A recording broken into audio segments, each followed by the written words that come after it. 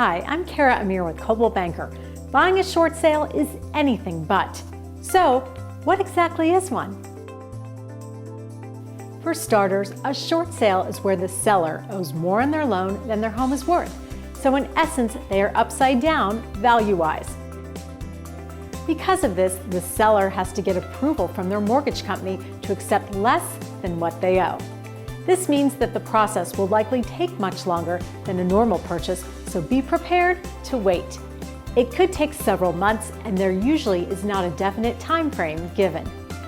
As a buyer, you will need to make sure you are pre-approved for a mortgage loan and have a letter in hand when submitting an offer. Buying a short sale means buying it as is. While you can do inspections, don't expect the seller or the bank to make any repairs. And lastly, don't navigate trying to buy one of these properties alone. You'll need the expertise of a real estate agent who is skilled at handling these transactions, as well as an attorney to ensure you're buying the property free and clear of any outstanding obligations.